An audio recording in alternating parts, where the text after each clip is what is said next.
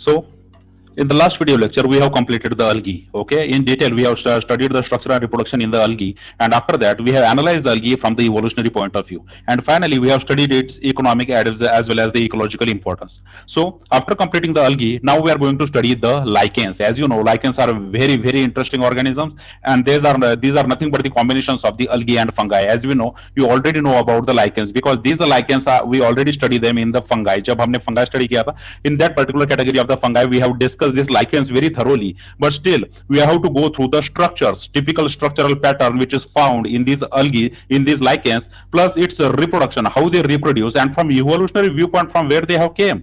ठीक है, ये जो लाइकेन है from where this lichens came, इसके बारे में भी जो है evolutionary viewpoint we have to जज that also. So structure, reproduction, evolutionary viewpoint, and the ecological and the economic importance we have to study about the lichens. Okay, in this particular video lecture we are only going to focus on the lichens, its introduction. Okay, lichens जो है उसका जो introduction है that we have to study in this particular video lecture, not more than that. Okay, so typical structural feature, typical reproduction, reproductive features, and what are the special qualities possessed by the lichens we are going to study throughout this lecture. Okay, now see the syllabus. We are here, okay, at the lichens. We have completed the algae. Now we are going to complete the lichens, and then we are coming to the fungi. Okay, so in the lichen category we have to study its structure and the reproduction from the evolutionary point of view, and then we have to study their ecological and the economic importance. All right, now consider the introductory point for the lichens. See, the lichens are the dual organism. As you already know, why we are calling it dual organism, because they are made up of the two organisms, algae plus fungi.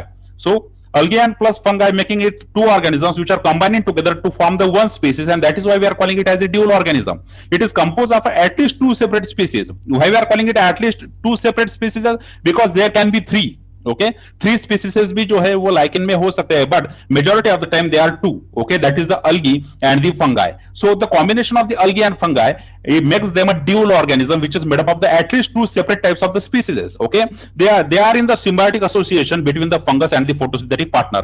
Now when we describe it as a fungus and the photosynthetic partner, why we are calling it as a photosynthetic partner? Because this photosynthetic partner can be the algae or the cyanobacteria. ठीक है.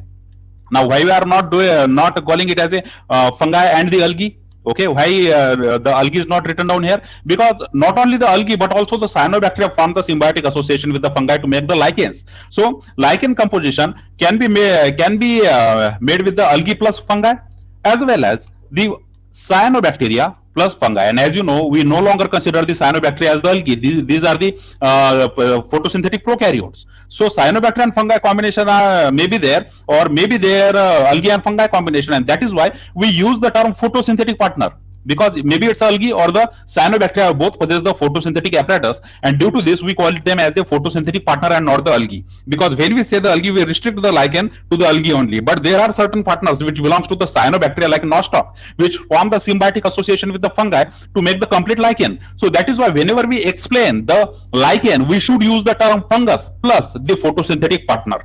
Okay, please ये carefully आपको याद रखना है, because in the UPSC mains examination when you write it down like algae plus fungi, it looks immature, because professor know these things कि जो in the lichens not only there are the algae but also there are the cyanobacteria. So you should carefully write down the photosynthetic partner, fungus plus photosynthetic partner. It's the right way to define the lichens. Okay, so lichens are nothing but the dual organisms because they made up of the at least two types of species, plus they form the symbiotic associations, and they are the associations between the fungus and a photosynthetic partner. They may be the algae or they may be the cyanobacteria. All right, now see, they provide an outstanding example of the mutualism. As you know, you must have studied the mutualism in the ecology portion. Mutualism is such a type of symbiotic relationship in which species 1 and species 2 both get benefited. Okay, species 1 when it comes in contact with the species 2, species 1 helps the species 2 and species 2 helps the species 1. That is, they are mutually beneficial to one another, and so that is why these kind of relationship are considered as a mutualism,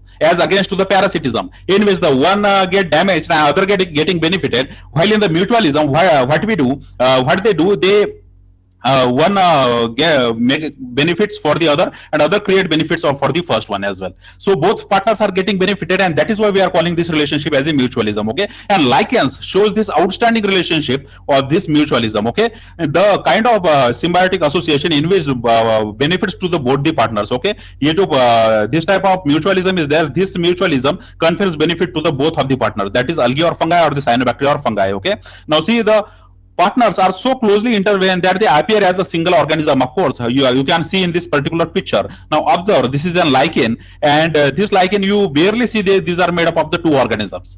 You can see this is an organism, and you just feel like it may be the algae or it may be the fungi. Okay, it looks like a single organism. You cannot distinguish between them morphologically. If you observe the lichen morphologically, you will consider them as a single species only, because externally you cannot judge that it is made up of the at least two organisms, or maybe sometimes there are three also present together. So the lichens are the dual organisms. They form the symbiotic association. It's the symbiotic association between the fungus and the photosynthetic partner, right? The photosynthetic partner may be algae or the cyanobacteria. Then this kind of relationship, which is shown by the lichens, is a mutualism type of relationship, and this mutualism confers the benefit to both the partners, that is the photosynthetic partner and the fungal partner. Plus, they look so closely intertwined with each other that they looks like a single organism. We externally morphologically cannot differentiate between the algae and fungi just looking by them as a morphologically. Okay, now consider the ascomycetes are the fungal partners in all but 20 of the approximately 15,000 species of the lichen estimated to be exist with the basidiomycetes as well. As you know, when we have studied the fungi, we have classified the fungi into three categories. Out of them, two are the ascomycetes and the basidiomycetes, right? So majority of the time, when the photosynthetic partner form a symbiotic association with the fungi belongs to the ascomycetes majority of the time. Okay, and there are certain exceptions when they form the association with the basidiomycetes as well. So ascomycetes and basidiomycetes are the main groups of the fungi to which these photosynthetic partner are able to form the symbiotic association, that is the mutualism, that is the lichen. Okay, so majority of the time the fungal partner is coming from the ascomycete. You should carefully remember this. The ascomycetes are the main category of the fungi which form the lichens, and there are certain exceptions like basidiomycetes which can form the symbiotic association to form the lichen. So basically, here you should note it down that ascomycetes are the members of the ascomycetes are the prime members for forming the lichens in association with the algae or the cyanobacteria, and exceptions belongs to the basidiomycetes. All right. Now see, for example, see the lichen, how the lichen is formed. The common orange yellow colored lichen. See, observe, this is a common orange yellow colored lichen, and this lichen is called as the Xanthoria parisiana, which grows on the rocks on the coastal areas. Okay, coastal areas में जो rock आते हैं, ये इसका habitat है, and in this particular habitat, this is the particular lichen that is called Xanthoria parisiana grows there. Okay, now in this category is a Xanthoria fungus. It contains the photosynthetic partner, that is the green alga, which is called as the Troboxia. Okay, so the first fungal partner is the Xanthoria. Xanthoria is the fungal partner in this particular lichen, while the algal partner is the Traboxia. Okay, please remember the name because you have to put forward this example in the UPSC mains. Whenever we talk about the lichen, first line we wrote it down that it is a combination of the fungus plus the photosynthetic partner.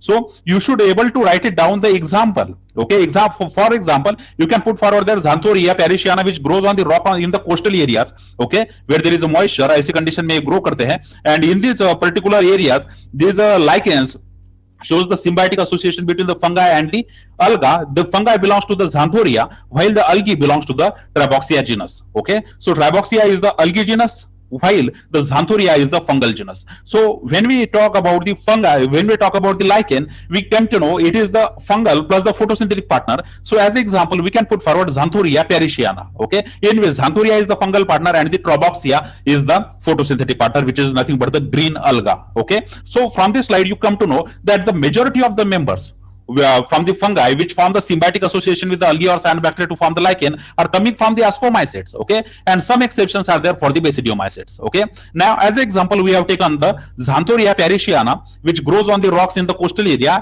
in which the Xanthoria is the fungal partner while the Traboxia is the algal partner. All right, now consider in lichen the fungus is termed as mycobiont. As you know, the study of fungi is called as mycology. So myco literally stands for the fungi. So mycobiont, the fungal partner in the lichen is termed as the mycobiont. Okay, it is almost all the time the members of the ascomyta, as we have discussed in the previous slide, or sometimes the basidiomyta, right? So the photosynthetic partner is the photobiont. Now why we are calling it as a photobiont? Because it can harvest the light, right? It can harvest the light and it can photosynthesize, and that is why we are considering them as a photobiont. So the fungal partner in the lichen, it is called as mycobiont, and the algal partner in the lichen or the photosynthetic partner in the lichen, it is called as the photobiont. Okay, now they can form the symbiotic relationship or the mutualism with the green alga or with the cyanobacteria, which we are discussing as if they are the separate organisms, because cyanobacterium is the prokaryote, while the green alga is the eukaryote.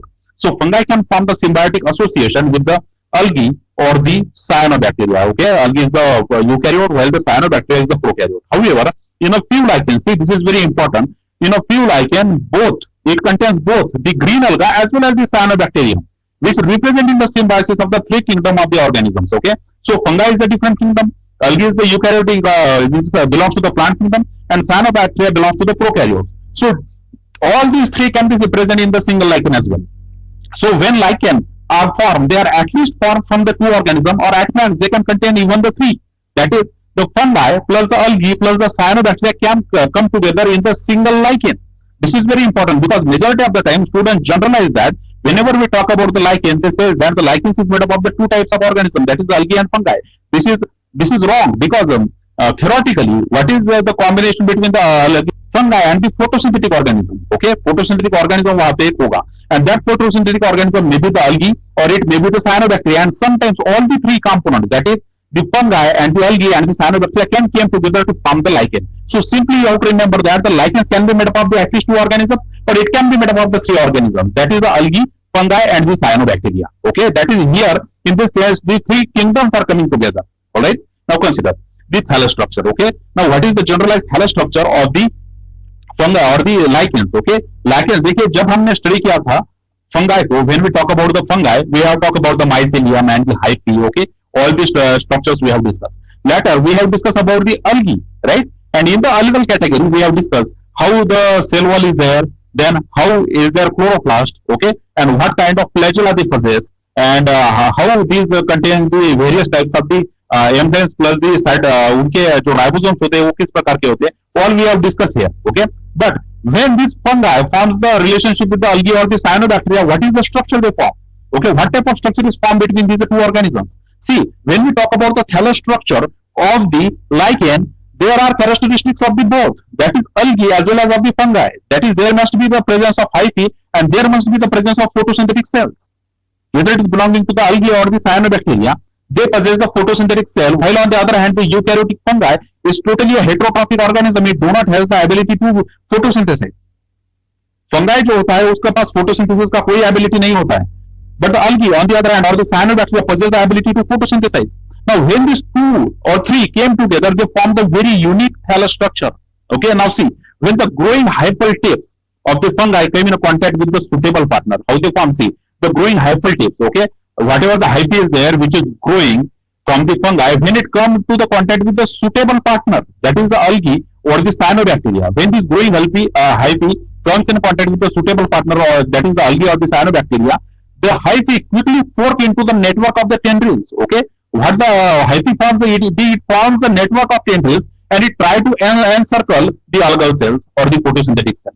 So whenever these hyphae are growing like this, and when these hyphae come in contact with the particular alga, it will form a tendril-like structure like this, and it will try to engulf this particular algae into its body. Okay, so this is how they form a relationship with a suitable algae or the cyanobacteria. Whenever the fungal hyphae are growing in a particular habitat, and when they come in contact with a particular algae or the cyanobacteria which can form the suitable relationship with them, they quickly encircle them. Okay, and they outgrow the algal cell. Okay, throughout the cells of the algal surrounding, they grow like this. See, if the unicellular algal cells are growing like this, now if suddenly the fungal hyphae came in contact into this, it will quickly form the tendril like this. Okay, and it try to encircle all these algal cells, and it quickly outgrow the algal cells. That is, in a size, the fungal cell will completely outgrow the algal cell, and hence taking the algal cells into their body. Okay, so algal cells are not that much in size, but the fungal hyphae grow extensively around themselves, and that is why these are fungal cells, these algal cells got trapped inside the body of the fungal cells. So this is how the relationship form in the nature. Whenever the suitable hyphae come in contact with the suitable alga, it will encircle them very quickly and outgrow the algal cells, and that is why algal cells remain small in size, while the fungal cells able to encircle the algal cells completely by growing their hyphae extensively. Okay, now consider.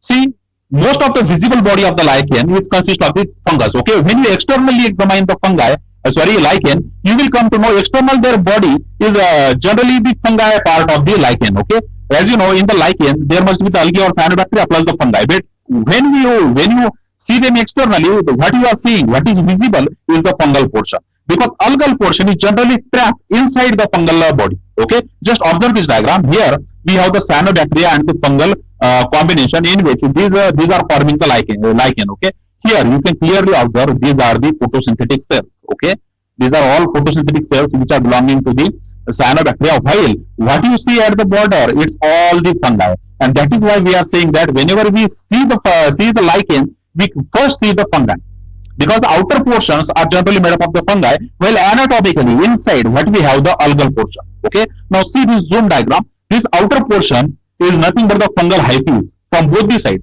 You can easily observe here. These are all the fungal hyphae on the both the sides. Okay, upper side and lower side, what is fungal hyphae, and what they have inside here are the algal cell, which are photosynthetic cell. So when we see them externally, we actually seeing the fungi, and inside these fungi are the photosynthetic cells. Okay, but within the tissue of the fungi are found the cyanobacteria or the green alga, or sometimes the both. As we have discussed earlier in this side, there may be the symbiotic relationship with the cyanobacteria, there may be the symbiotic relationship with the green alga, or sometimes they may contain the all three organisms together. Okay, there may be the cyanobacteria, there may be the green alga, and surrounding them is the fungal hyphae. So externally, when you observe the body of the lichen, when you observe the thallus of the lichen, you are just seeing the fungal portion, and when you see anatomically inside this fungal portion, what we find either the green alga or the cyanobacteria, or sometimes both are present there. Okay, so now see the specialized the fungal hyphae penetrate or involve the photosynthetic cells within them and transfer the nutrients directly to the fungal partner. Of course, देखिए यहाँ पे अगर आप observe करो, if you observe carefully here, see the fungal hyphae are going inside the cells of the green alga, and they are directly extracting the nutrients for themselves. So it's kind of a symbiotic association, it's kind of a mutualism in which both the partners are benefiting each other.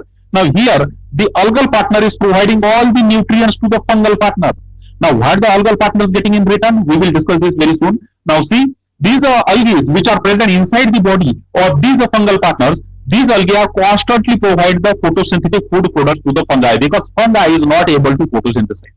Because right, fungi they cannot perform photosynthesis, they are a heterotrophic organism, and that is why the algal partner or the cyanobacterial partner is typically creating the photosynthetic product there, and this photosynthetic product is constantly extracted by the fungal partners by using their hyphae. Okay, so here the algae is providing the photosynthetic product. Whatever the photosynthetic product is created by the algae is shared with that of the fungi. Okay, now see, the biochemical signals are sent out by the fungi apparently direct its cyanobacterial or the green algal partner to produce the metabolic substances that it does not produce when growing independently. See, very important, biochemical signals, these are signals are given by the fungal partners. Okay, the fungal partners are giving these signals to the algal partner that they should produce a certain kinds of metabolites which are required by the fungus for their growth and development, and these metabolites naturally cannot be produced by these algae for themselves. That literally means whatever the algae is producing for themselves, in addition to that, the algae has to produce the metabolite which is required for the normal growth and development of the fungi as well. Because generally when these algae are independent, when these algae are not coming in contact with the fungi, they do not produce such kind of metabolites. But certain kinds of biochemical signals are sent out by these fungi to the cells of the algae, and then they produce the metabolites which are not required for the algae, but they are required for the fungal growth. So now algae is producing that kind of metabolites which is typically required for the fungal growth and not for the growth of the algal cells, right? Algal cells के growth के लिए वो metabolites essential नहीं है, but these metabolites are essential for the fungal growth only. So this is a remarkable type of relationship in which the fungi, when came in contact with the algae, and it engulfs the cells of the algae anatomically, and these fungi make the algal cells to produce whatever the metabolite required by the fungi or more. Because these metabolites generally do not produced by these algae when they grow independently. So very important, the biochemical signals are sent out by the fungi to the algal cells to produce certain kinds of metabolites which are required by the fungi only. Okay. Now see, the photosynthetic member is normally held between the thick layers of the fungal hyphae. Of course, देखिए दोनों तरफ से if you observe carefully, from the two sides there is a thick fungal hyphae. You can observe here carefully, these are the thick fungal hyphae on both the sides, and what trapped inside are the algal cells. So generally this photosynthetic member are held between the thick layers of the fungal hyphae. These are the thick layers as shown in the picture as well. These are very thick layers of the hyphae, and between these thick layers of the hyphae, these algal cells are trapped. Okay. Now see, and these are not directly exposed to the light. Now very, very important, because this statement has the dual meaning. Okay, these algal cells are not directly exposed to the light, because the fungal hyphae from both the side is avoiding the light to come in contact with this particular algae. Now the question comes, why when the light is not coming to the algae, then how they can photosynthesize and create food, right? Because algae or the any plant require the source of light for their normal photosynthetic procedures, right? Now see, but through the light, through enough light is penetrate the translucent layers of the fungal hyphae to make the photosynthesis possible. See, very important. There are some translucent layers of these hyphae through which the small amount of the light is penetrating inside these particular organisms. That is the lichen thalli. Okay, and when the small amount of light reach inside the thallus of the lichen, this light is used for the photosynthetic purpose, and the algae creates the food. So not the intense light cannot go inside the thallus, but the lighter portion, smaller portion, or the enough light is allowed to penetrate inside the body, so that these algal cells can photosynthesize. Okay. Now see, whenever we talk about the lichen, we through their habitat we say they can grow even in the drier places where there is no moisture. Although algae do not possess any ability alone to grow on the dry places. Now, why this working for the lichens? How they are able to grow on the drier areas? Just because of this adaptation. Because the fungal hyphae will not allow the intense light to go and directly come in contact with the algal cells. On the other hand, it moderates the light. Okay, the small amount of light only go inside the thallus of the lichen, and through by using these light conditions, these algae can photosynthesize and prepare the food. So on the one hand, the fungi protecting the algae from the intense light, and on the other hand, it also provides the moderate amount of light to these algal cells, so they can photosynthesize. So, as we have rightly discussed at the beginning, that it's a mutualism in which both the partners are getting benefited. The fungi is getting benefited by extracting all the photosynthetic product from the algae, while on the other hand, the algae is getting protected from the intense light, and it does not get dried even in the dry condition, because the fungal hyphae are protecting them from both the sides. There are the thick layers of the fungal hyphae on the both the sides, which are protecting the algae from the desiccation, not only from the desiccation but also from the intense sunlight. So from this slide, you come to know that sometimes of the signals, some types of the signals were sent by these fungi to the algal cells to produce the metabolites which are required by the fungal cells alone. And the photosynthetic partner is anatomically held between the two layers of the thick layers of the hyphae on both the sides, and the fungal cells are trapped in between them. And the light cannot penetrate directly to these cells because light has to cross the fungal hyphae. But some amount of light is allowed to enter through these thallus of the lichens, so that the photosynthesis is possible from the algal cell. So algal cell on the one hand can perform the photosynthesis, and on the other hand it is also got protected from the intense light. So we were discussing the thallus structure of the lichen. Okay. Now as you know, the thallus structure in the lichen, on the both the sides it is compactly arranged with the fungal hyphae like this. Okay. This is the upper fungal hyphae, and here we have the lower thick fungal hyphae, and inside what we have are the algal cell. This is the general anatomical feature of the thallus of lichens. Okay. So whenever you draw the lichen, you should draw like this. On the both the side you should draw the fungal hyphae, and in between the cells you should draw the algal cells. Okay, whether it belongs to the cyanobacteria or the algae, but the algal cells are always trapped inside the fungal hyphae. Okay, so how the photosynthesis is possible, we have discussed all this slide. Okay, now let us consider the next slide. See, now see, the many of the larger lichens have the well-defined structure with the clear zonation. Exactly what they show the zones. Okay, clear zonation is there in their particular structure. Typically there are the upper cortex like this. It will form the upper cortex for the fungi. Okay, now there is a upper cortex of tightly packed fungal cells. So here in this area, tightly packed fungal cells are there, and this cortex belongs to the fungi. Okay, so on the upper layer we have tightly bound cortex of the fungi, which progressively merge into the medulla of more loosely arranged fungal hyphae. Now see, very important characteristic of the thallus structure. See, on the upper side what we have cortex which belongs to the fungi. Okay, and these cortex then apparently merge with the medulla of more loosely arranged hyphae. See, this blue colored hyphae you can see here. This hyphae is loosely arranged, right? You can see clear intercellular spaces are there. So lots of spaces left blank, and these particular hyphae which are present separately from one another and they are forming the air spaces. This is loosely arranged hyphae is called as the medulla. Okay, what it is called? It is called medulla. So this upper cortex is loosely connected with this medulla. Okay, now same is true for the lower thick hyphae. Okay, this lower thick hyphae is also connected with this loosely arranged hypha, which is called as the medulla. Okay, so we have the upper cortex thick cortex layers of the fungi, and in between what we have loosely arranged hyphae. Okay, these hyphae are very loosely arranged, and much of the intercellular spaces are left. Okay, in between. So clear zonation, when you talk about the clear zonation in the thallus of the lichen, this thallus contains the complex cortex at the upper side, and this cortex is connected with the loosely arranged hypha that is called as the medulla. Okay, so cortex and medulla has the connection in the fungal partner, and this fungus contains the fungal cortex plus the fungal medulla, and this fungal medulla and the fungal cortex are connected with each other. Okay, now the fungal medulla part is loosely arranged, while the fungal cortex part is compactly arranged. Okay, you should carefully remember these words, because as it is you have to put forward the structure in the UPSC mains examination. Because while describing the structure of the fungus lichen thallus, you have to mention there is on the upper portion there is a complex compactly arranged cortex, and on the lower side we have the loosely arranged hyphae which is called medulla, and these cortex and medulla are connected with each other.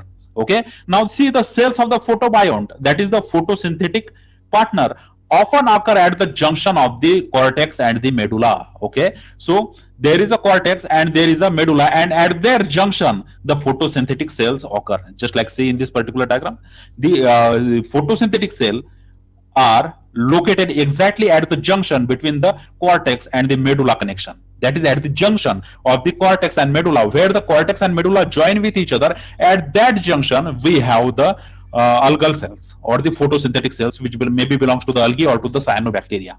Now see, another very typical characteristic of the thallus structure is that in many of the lichens, including the xanthoria, जो हमने example देखा था xanthoria, there is often the lower cortex. वहां पे एक lower cortex भी होता है on the lower side of the thallus. Now this lower cortex which sometimes has the anchoring projections. Now see, observe carefully, this lower cortex is showing this anchoring projections. You can observe here, these are the anchoring projections which are coming out of this lower cortex. Now these anchoring projections, now as you know, anchoring means to hold to something. Okay, खुद को body को hold करने के लिए जो structure use किया जाता है, that structure we called it as anchoring structure. Okay, so anchoring projections which are term as a rhizini, very important. Rhizini, this word should come while we are describing the thallus structure of the lichen, because they show some kind of the rhizini there. These are comparable with the rhizoids of the bryophytes and the roots of the higher plants, because roots or the rhizoids, what they do, they help to anchor the plant firmly to the substratum.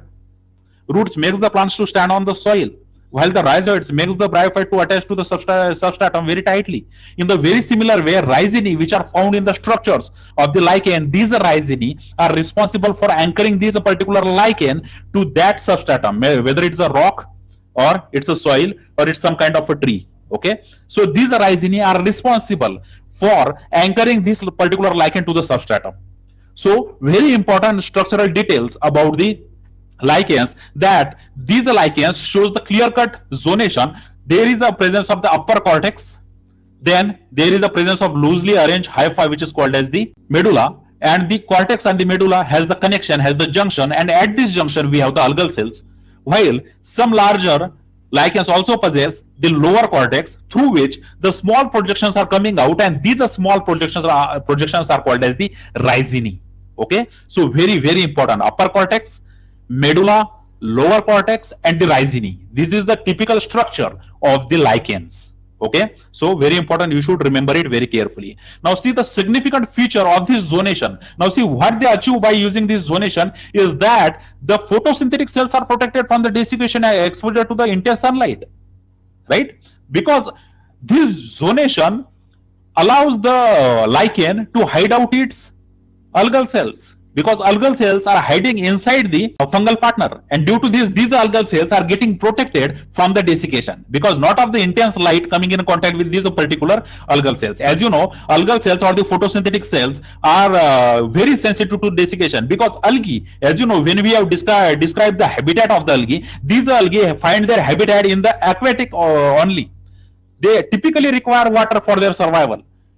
They will find in the water, or at least they require the moisture to grow. So they cannot grow in the drier condition. But these algae, when came in contact with the fungi, they can grow on the dry rock as well. Now, how this is achieved? Because of the clear-cut differentiation or the clear-cut zonation, which is shown by these thallus of the lichen. Because on the upper side, we have the upper cortex, then we have loosely arranged medulla, then we have the lower cortex, and then we have the rhizine. And at the junction of the upper cortex and the medulla, we find the algal cells which get protected from the intense sunlight and from the desiccation.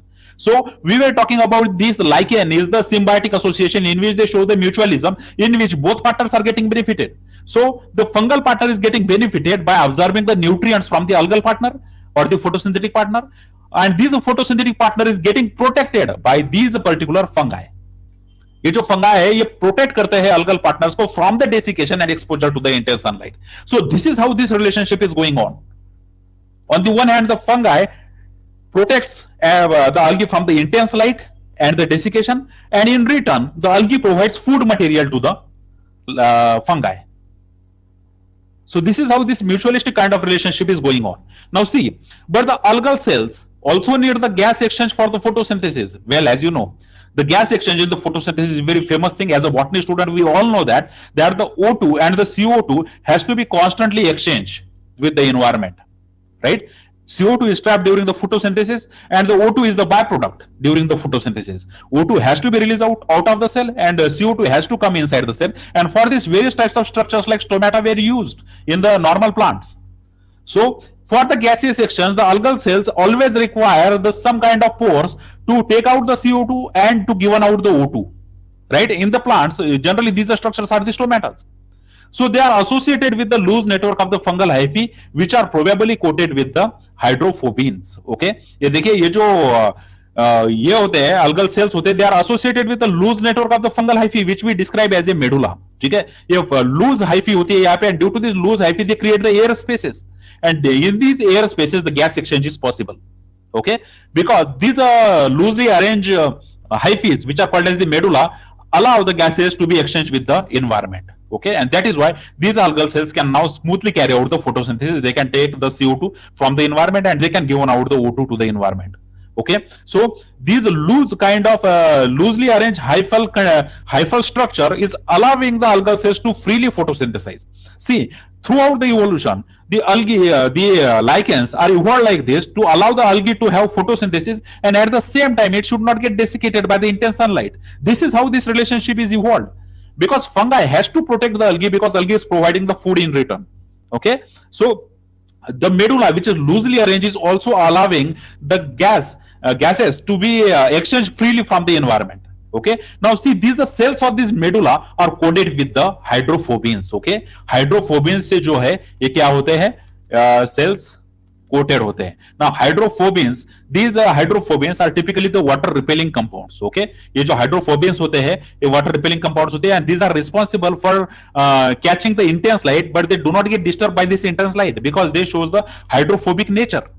They shows the presence of hydrophobines, providing air spaces for the gas exchange. So medulla, being loosely arranged, provide a very good area or the zone for the algal cells to perform photosynthesis. On the one hand, it gives the algal cells the place to place themselves in a particular environment. At the same time, these medulla cells provide the air spaces for the gaseous exchange. Plus, these medulla cells are coated with the hydrophobines. The habitat, of course, as we have studied the thallus structure. Okay, thallus structure जैसे ही आपने study किया, now you will come to know why such a wide range of the habitat is occupied by these lichens. Now, when you study the structure of the lichens, you come to know the various types of the zones in the lichens and how the algal cells or the photosynthetic cells are placed securely inside the fungal hyphae. So now you will understand why the habitat of the lichen is so varied. They can live the harshest in the harshest habitat. They can occupy even where the other organisms cannot live for a day. Now see the durable construction of the fungi. Of course, the fungi has the very durable construction, right? Fungi is providing protection to the whole thallus. Generalized zonation in the thallus is like that. The here we have the thallus of the lichen. On the upper portion, what we have here is the cortex, upper cortex, shows the connection with the loosely arranged fungal hyphae in between. And these loosely arranged fungal hyphae are called as the medulla. Okay, and this medulla contains the algal cells in between, which are protected from the intense sunlight. Okay, so algae is getting saved from the intense sunlight in the drier condition, and due to this, these lichens are able to grow even in a drier condition. Now see the durable construction of the habitat, because the algae, the fungi from both the side is protecting the algae, and that is why we are describing them as a durable construction of the fungi, combined with the photosynthetic properties of its partner, has enabled the lichen to invade the harshest habitat. See, the algae can provide food to the fungi, and fungi can give protection to the algae, and that is why this kind of relationship is giving this lichen such a powerful nature that even in a harshest habitat they can live. Now see, at the top of the mountains, ice conditions are there, no availability of water, but in such a condition as well they can grow. Now in the farthest of the northern and the southern latitudes, okay, far to the north and the south poles, okay, these lichens can grow, okay, right from the south to the north. So far to the north and far to the south, as you know, colder condition will increase from the in this area. In these areas, even these lichens can grow easily, right? And on the dry or the bare rocks faces in the desert as well. So right from the ice conditions to the desert, the wide range of the habitat is occupied by these particular lichens. And how they are able to do this? Because they are they has the photosynthetic partner and the protecting fungal partner. On the one hand, the one partner is creating the food and providing it to the fungi, and the fungi on the other hand protecting the algae from the intense sunlight, and that is why they are able to occupy such a habitat which is not occupied even by the well developed plants. So the basics of their habitats lies in their structure. When we discuss the structure of the thallus of lichen, you come to know why they are able to occupy such a habitats, right? UPSC can rightly ask you that why, which kind of structural features possessed by the lichens which make them to live in the harshest habitat. इस प्रकार का intelligent question जो है वहां पे बन सकता है. That is why you should study the thallus in relation with the habitat. ठीक है, जो थैलस होता है उसका रिलेशन हैबिटेट के साथ आपको करते आना चाहिए. It is essential. Alright, now consider in a harsh exposed areas lichen often first to colonize. Very important in the ecology when you study the ecological succession. Okay, जब आप इकोलॉजी में ecological succession study करते हो, in that ecological succession you will come to know when there is a dry harsh exposed rocks are there, the first pioneer organisms to colonise these rocks are the lichens, because these are the pioneer organism in the hierarchy succession. Now when the other organisms are not able to live in these particular habitat, the lichens shows up first there and try to create the soil for the other organisms in the process of pedogenesis. Okay, so we are talking about the ecological succession. The pioneer organisms in the ecological successions are the lichens. That literally means जब वहां पे कोई और organism नहीं जा पाता है, the lichens were first to colonize the dry rocks. Okay, dry rocks were first colonized by these lichens, and these lichens then produce the various kinds of acid and dissolve this rock to produce the soil in the process called as the pedogenesis. And once the soil is created, then the bryophytes and the other small organisms come there to live. But the first to colonize are the lichens. So lichens get this remarkable ability just because they has the photosynthetic as well as the fungal properties. So in a harsh exposed area, lichens were first to colonize, breaking down the rock and setting the stage for the invasion of the other organism. So other organisms can come later when the lichens grow there and create the soil for the other organisms. But in such earlier harsh conditions, the lichens are the only organism which can grow on that particular dry rock. So this ability to grow on the dry rock is coming from the structural features which is possessed by the lichens, which constitute both the characteristics of the algae as well as of the fungi, okay, or of the cyanobacteria. Now consider when it rains, okay, when the lichens are in a drier condition, see when it rains, the lichens quickly absorb the water and photosynthesize at the rapid rates. Okay, जब वहां पे dry condition होती है, in the dry condition the water loss is there, in the process of photosynthesis, and when all the water is used up, generally the rate of photosynthesis drops significantly. Okay, now when the rain came, and these rains brings the water with them, and these lichens quickly absorb this particular water and start to photosynthesis very rapidly. That is, they create the large amount of photosynthetic product within the very short period of time. So whenever they get water, they rapidly absorb the water and they create the lots of food material. While in the dry air, they dehydrates and photosynthesis may stop. Okay, जब dry air चल रही है, in such a condition, the photosynthesis may drop to the zero even, and they may lose the other photosynthetic product while consuming it by the fungi and the algae. Okay, algae can consume the photosynthetic product, plus the fungi can also consume the photosynthetic product. So in a dry air condition, the water is no more available, and in such a condition, the photosynthesis rate may stop. The photosynthesis process may get stopped there, but the lichen remain alive more or less indefinitely. Now see, very important point. Why? Once the lichens is there, it has the ability to live there indefinitely. That is, the dry air cannot kill these particular lichens. Now, what is the basic reason behind this? See, some lichens are the 1,000 years old, revealing the longevity of the oldest plants and fungi. How these lichens get this remarkable ability to live thousands of the years? हजारों सालों तक वो कैसे जिंदा रहते हैं, even in a drier conditions? Because they has this ability, whenever there is a rain, they quickly absorbs the rainwater and they create the rapid photosynthetic product, and this photosynthetic period is consumed over a larger period of time. Or the consumption of water at the maximum level, they will stop the photosynthesis. Okay, they will stop photosynthesis there, and there will not be any availability of the new food material, but still they are able to live thousands of the year. Now why this happens? See lichens are often strikingly colored. Okay, now why they are strikingly colored? Because of the presence of the pigments. Because see, various kinds of the pigments are present on their bodies. Observe this particular lichen. Now observe this particular lichen, which completely looks green. Now this lichen has the yellow orange lichen. Now these all types of these lichens shows the remarkable presence of the pigments. Now why they show such a colorful pigments there? Because they probably play an important role in protecting the photosynthetic partner from the destruction action of the sun rays. Okay, so not only the fungi but also the pigments which are present in the algae are both responsible for protecting the algae from the intense sunlight. So the algal partner has the very much shield for themselves. They cannot get killed by the intense light or the dry condition. As we are talking them about how they are able to live thousands of years. The very basics lies in the vegetative reproduction, because their vegetative parts can broken off from the one another, and this vegetative portion can grow into the individual lichens, and that is why they can grow thousands of the year at one place.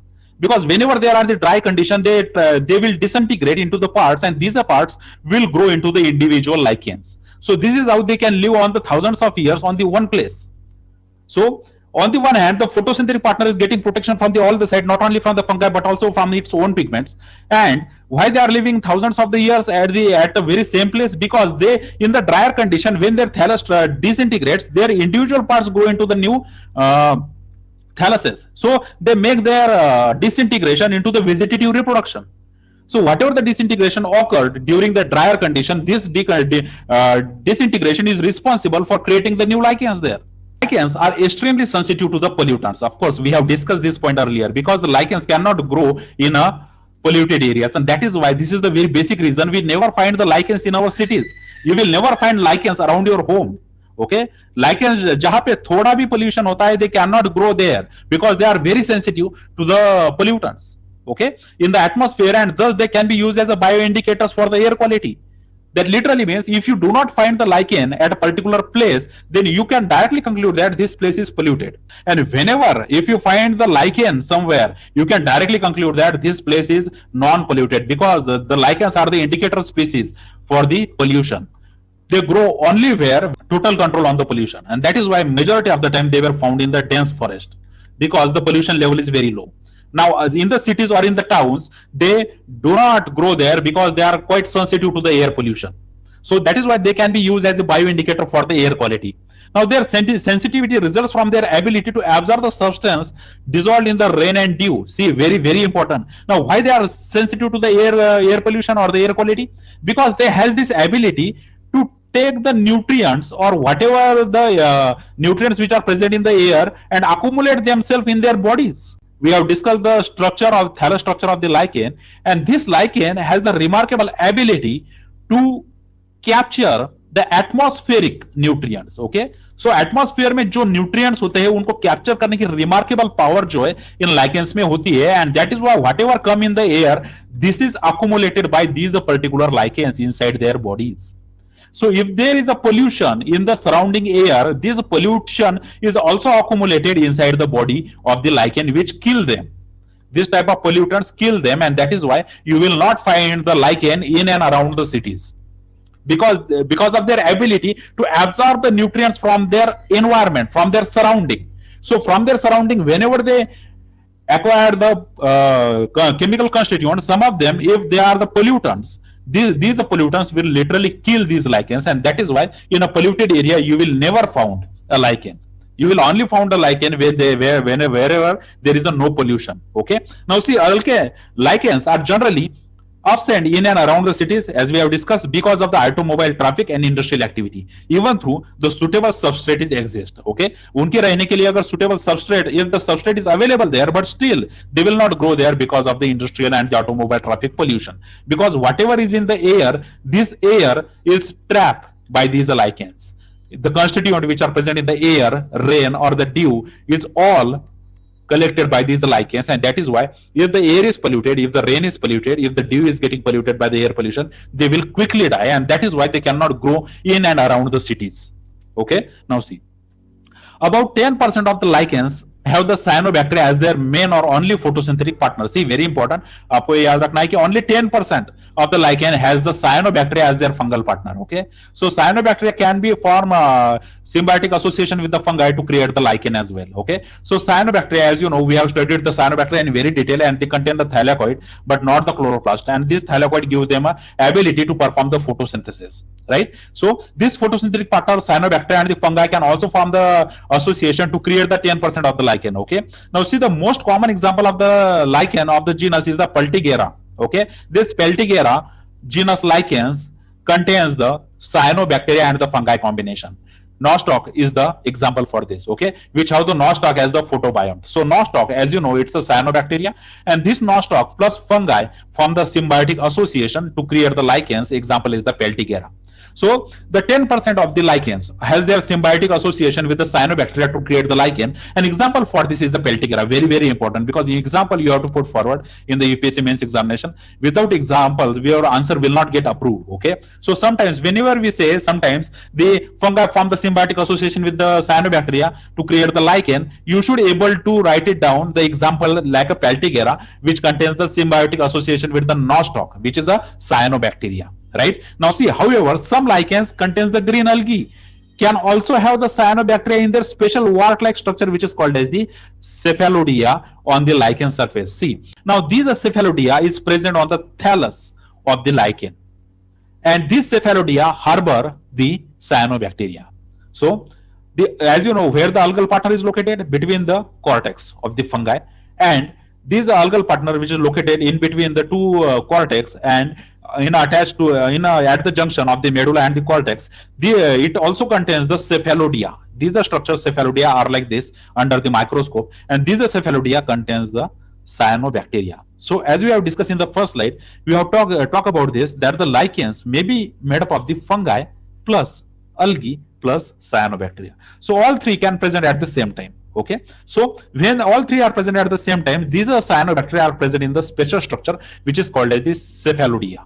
Okay, what it is called? It is called as the cephalodia. So cephalodia is a structure which is present on the thallus of the lichens, which harbor the cyanobacteria, and you know the position of the green alga. Okay, so in this slide you come to know that the 10% of the lichens are forming symbiotic association with the cyanobacteria, and example for this is the Peltigera, and which forms the symbiotic association with the nostoc species, which is the cyanobacteria. Okay, and the cyanobacteria, when present in a combination with the green alga in the lichen, they are present in the special structure which is called as the cephalodia. Okay, which are present on the surface of the thallus. Okay, now see, structure wise, thallus wise, we can group the lichens into the four categories. Okay, तो ये जो four categories है, these are called as the foliose lichen, fruticose lichen, squamulose lichen, and the fructose lichen. Okay, we already discussed this in our previous lecture, but let us consider them one more time. Okay, now there are four categories of these lichens. First is called as the foliose lichen. Why we are calling them as a foliose lichen?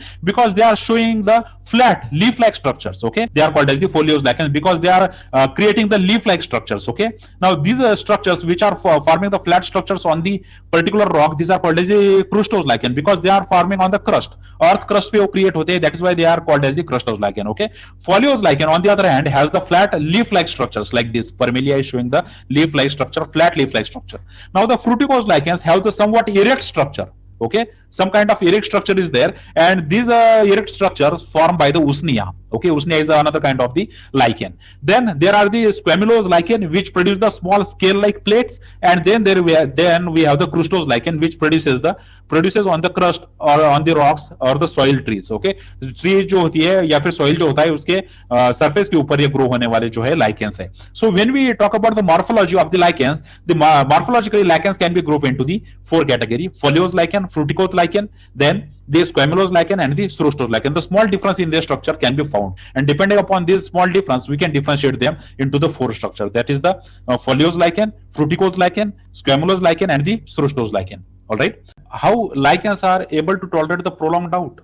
Okay, whatever the drought conditions are there, as you know, drought conditions are not favored by the algae. Okay, algae are not favorable for the drought condition, but the lichens are particularly able to tolerate the prolonged droughts. Okay, if there are droughts, these droughts will not have any impact on the lichens, but alone algae, if you consider the algae alone, if there are drier conditions, this algae will quickly die. But the lichen has this remarkable ability to tolerate the prolonged drought and resume its activity rapidly after the rewetting. Rewetting literally means it gets wet by the rain condition. After it getting wet by the rainwater, it will quickly start the photosynthesizing. So this lichen, when there is a drought condition, the prolonged drought condition, it can tolerate it and it can even resume its activity when the rewetting occurs. Now the lichens contains the green alga that recover by absorbing the water from the humid air. Okay, as we have talked about, that they absorb the nutrient from the air. So the humid air contains the some amount of water, and this some amount of water is absorbed by these algae, and they start photosynthesizing, and they begin photosynthesizing within a short period of time. Because these green algae can recover after they came in contact with a little amount of water. So whatever the water which is present in the air, in the humid air, as you know, as the humidity increases, the water content of the air is also increases. So whatever the humidity is present in the air, from this humidity, the air is extracted by these algal partners and they start doing the photosynthesis. So they can withstand the prolonged drought, and after they get the small amount of water, not even from the rain, if this small amount of water even present in the air, this water is extracted by the lichens. And due to this ability of the lichen to extract the nutrients from the surrounding, they are able to able to tolerate these prolonged droughts, because in between somewhere they found the moisture in the air and they photosynthesize very quickly and they create food for some days or for some months, okay, which will last for some days or for some weeks. And again they will find somewhere in the time a small amount of water again, and they can absorb this water and photosynthesize again and create the food which is required for the lichens to grow. So this is how they tolerate the prolonged droughts, because they has the ability, remarkable ability, to extract water from the surrounding.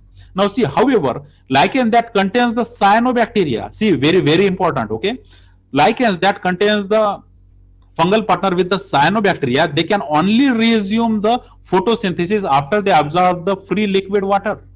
That is, cyanobacteria do not have ability to absorb the water vapor from the humid air. They literally requires the liquid water to start the photosynthesis. So when the lichens, when we have the fungi plus the algae relationship, this relationship can reassume the photosynthesis after the prolonged drought by just simply absorbing the water from the air. Okay, air से बस water को निकाल के वो photosynthesis कर सकते हैं. But in the lichen, when there is a combination of the fungi and the cyanobacteria, this cyanobacteria typically requires the liquid water to resume its photosynthetic activity. So you can say that the fungi and the algal partners are more advanced in the lichen symbiosis as compared to the fungi and the cyanobacterial partners, because cyanobacteria do not has the ability to extract water from the surrounding air. Very, very important. Okay. So whenever the green alga is present with the fungi, it get quickly recover by absorbing the water from the humid air. While on the other hand, the cyanobacteria do not possess this ability. To resume the photosynthesis by the cyanobacteria, they typically require the free water, free liquid water. So you can say on the evolutionary lines, the fungi and the algal relationship is advanced as compared to the fungi and the cyanobacterial relationship. Okay. Now consider the drought tolerance of the lichens is attributed to the water repellent hydrophobians that coat the hyphal walls of the medulla. See, very, very important. We have discussed this medulla, and we have also discussed that the cells of this medulla contains the hydrophobic substance, that is the water repellent chemical constituent, which is called as the hydrophobins. Now these hydrophobins are seems to be produced only by the fungus. That is, fungus is the only which is producing the hydrophobins and not the algal partners. Algal partners, on the other hand, they are the hydrophilic, because they are the water loving, they absorb the water from the surrounding. Okay. Just because these hydrophobins are present in the medulla cells, they able to withstand the drought. See, these lichens has to handle the both the conditions. On the one hand, they has the drought, and that is why, to avoid this drought, these lichens contains the hydrophobins, that is the water repelling substance in their medulla. So these hydrophobic substances save them from the drought. But on the other hand, it also requires water to photosynthesize. So the algal partner do not possess these hydrophobins, and whenever there is availability of water even in the air, these algae try to extract the water from the surrounding and start to photosynthesize. So to avoid the drought condition, to save itself from the drought condition, the lichens shows the presence of hydrophobins in the medulla cells, that is the fungal cells, while these hydrophobins are typically absent in the algal cells because they has to photosynthesize by using the water. So on the one hand, the lichen is avoiding the drought stress. On the other hand, the lichen is also allowing the algae to attract water, absorb water and photosynthesize. So very important point. Okay, इसको twist करके UPSC जो है आपसे answer मांग सकती है कि how the lichens are able to tolerate such a prolonged droughts. ठीक है, ये tolerate कैसे कर लेते हैं droughts को. Okay, so that you have to explain, and in that you have to put forward the hydrophobins which are present in the medulla cells of the fungus but not in the algal cells. So the hydrophobins saving them from the drought condition, while on the other hand the algal cells are able to absorb water to photosynthesize. And that's why the principal role of the lichen fungi is to provide the physical protection to the photosynthetic cell. Okay, so because the fungal cells possess the hydrophobins in their structures, and due to these hydrophobins there is a physical protection to these photosynthetic cells, because whatever the algal cells or the cyanobacterial cells are there, the physical protection is provided by the fungi, because in their medulla what they contains the hydrophobins, and they also absorb the mineral nutrients from the underlying substrate or from the rainwater. So fungi providing the physical protection, at the same time it is providing the mineral nutrition from the substratum. And how they are able to absorb the mineral nutrient from the substratum? Again, remember the structure of the thallus of the lichen. The upper cortex, the lower cortex, and lower cortex contains the rhizine. And these rhizine able to absorb the various type of minerals from the substratum and give it to the algae, right? So the primary roles of the fungi is to provide the physical protection to the algae, plus also provide the mineral nutrients absorbing from the underlying substrate or from the rainwater. All right. Now see, lichens, fungi are especially adept at accumulating the nutrients. Okay. Now these are fungi. They are able to accumulate the various type of nutrients from the surrounding. Okay, because in this special type of relationship, the fungi is also got adapted for a certain kind of accumulation from the trace amount in the environment. Okay, कुछ अगर environment में trace amount में low amount में भी अगर present है, so this trace amount of nutrients even absorbed by these fungi. Okay, now they are so efficient in this respect that they tend to accumulate the atmospheric pollutant as well, particularly the sulfur dioxide. See, we have discussed this sulfur. Why the lichens are so sensitive to the sulfur? Because this sulfur dioxide is also accumulated by these fungal partners or the lichens.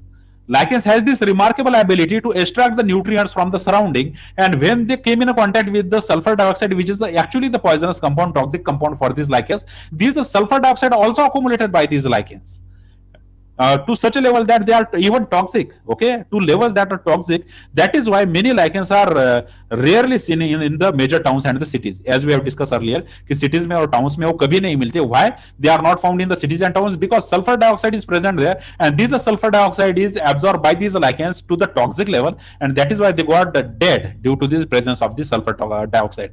Now see, their remarkable ability to extract the nutrients from the surrounding is also going against them, because they are absorbing nutrients at the same time they are absorbing the toxic pollutants as well. For example, sulfur dioxide. So they are accumulating the sulfur dioxide to the toxic level, and that is why in the process they are killing themselves. And that is why they cannot grow around the cities or in the cities where there is a sulfur dioxide pollution. So when UPSC asks you why the lichens will not found in the cities or in the towns, you should be able to mention the sulfur dioxide there. Okay, sulfur dioxide is the prime reason why they are not found in the cities or around the cities.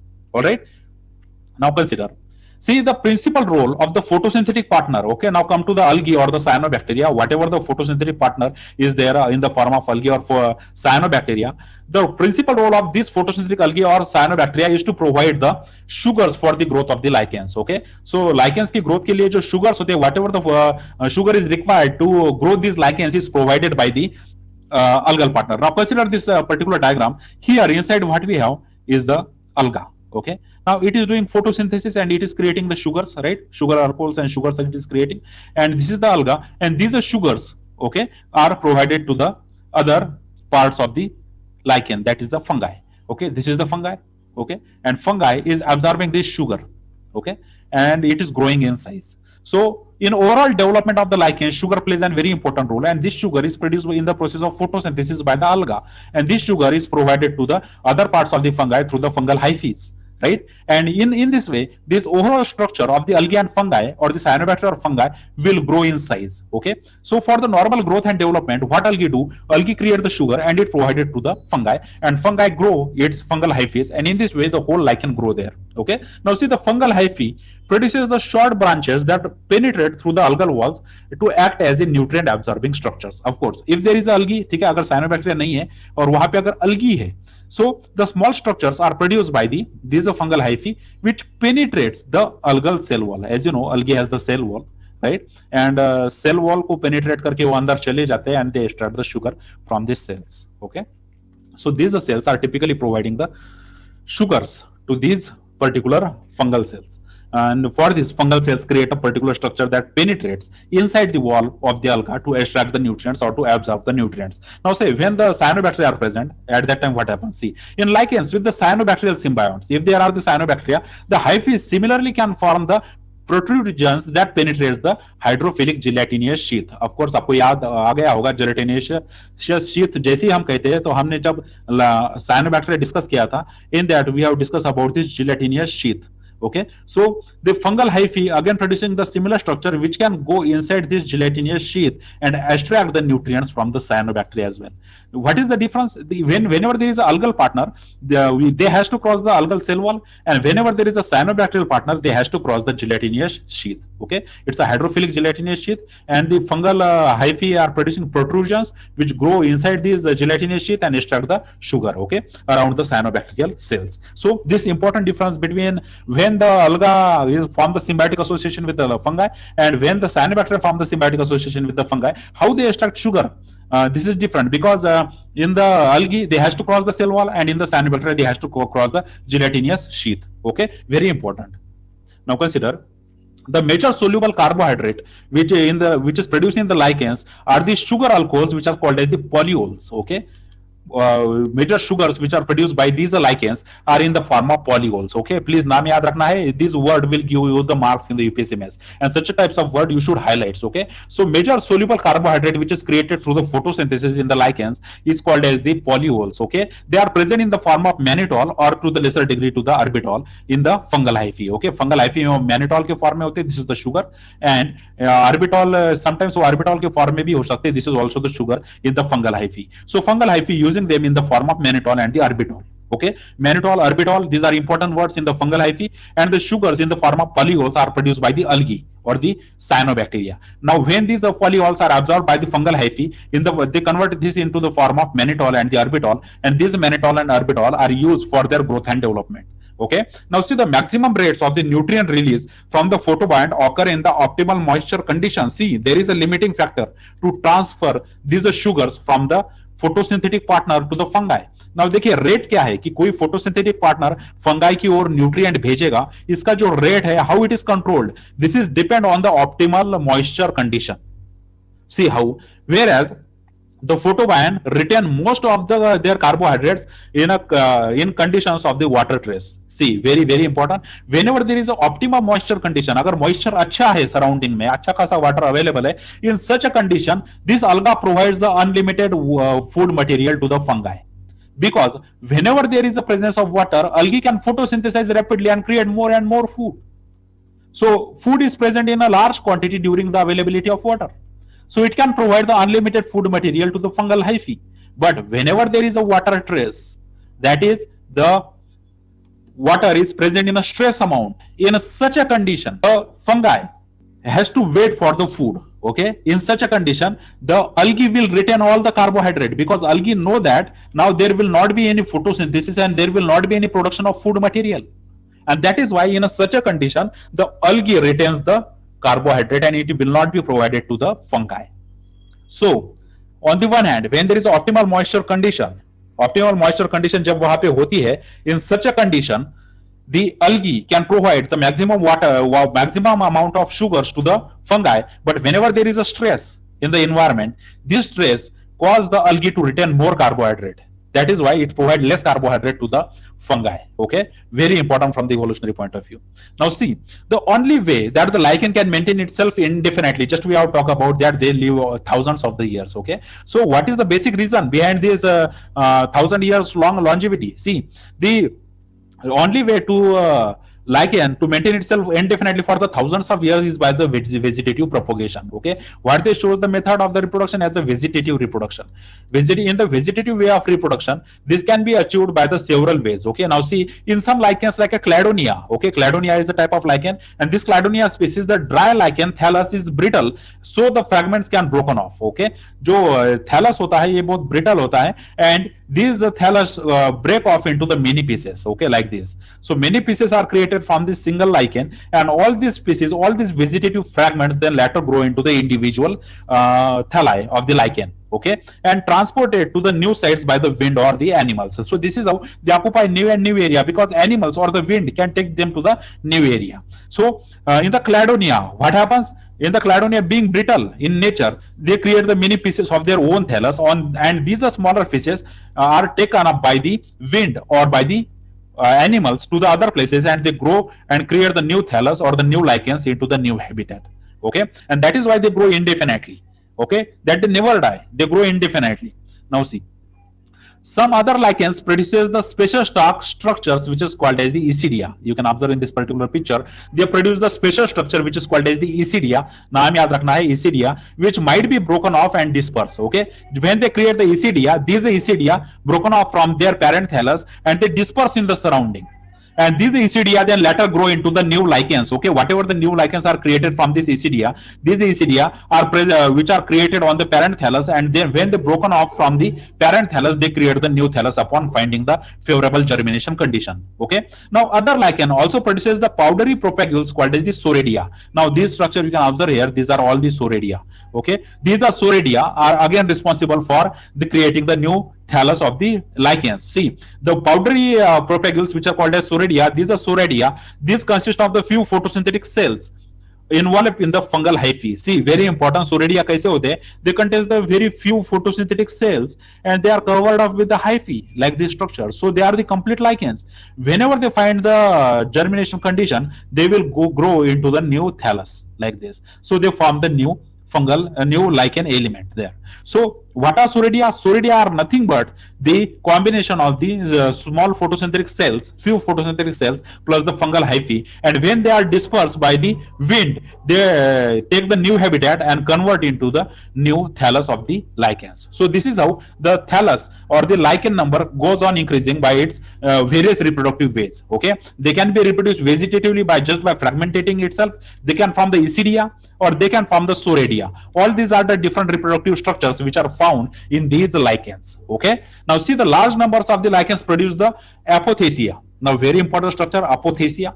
Now these apothecia, to disperse their sexual spores, called as the ascospores. So they produce the sexual spores as well, which is called as the ascospores. And these ascospores, for their dispersal, special type of structure which is called as the apothecia are created. So while we are discussing the reproductive structures in the lichen, the vegetative reproduction is there, the asexual spores are there, and the sexual spores are also there. Sexual spores are present in the form of ascospores. And for this ascospore, the special structure is created which is called as the apothecia. And these apothecia contains the ascospore within their bodies, and these apothecia helps to disperse these ascospores to the various new habitat. Okay, now see, when these spores germinate, they must come in a contact with the cells of this suitable photosynthetic partner. See, very important, these ascospores do not contain any type of algal cells there. Ascospores, as the name suggests, these are purely the fungal cells. Okay, fungal spores are these are the sexual fungal spores, and they should come in a contact with the suitable algal partners to form the lichen in the sexual reproduction. Okay, so ascospores has to come in a suitable contact with the algal cells to form the new lichens there. So this is how the sexual reproduction is occurred in these lichens. Okay, to establish the new lichen thallus. So this is all about this topic. Okay, thank you very much for watching this video.